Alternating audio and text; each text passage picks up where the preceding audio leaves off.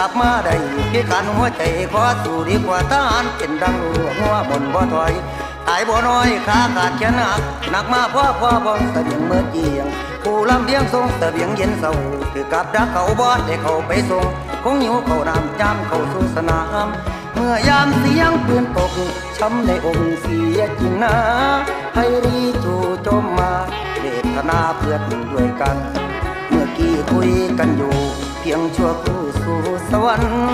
บางคนตายเป็นพลันไม่ได้ยินเสียงครวญครางบางคนร้องหาแม่ลูกตายแน่หมดหนทางพอสิ้นเสียงครวญครางร่างอนาถขาดวิญญาณ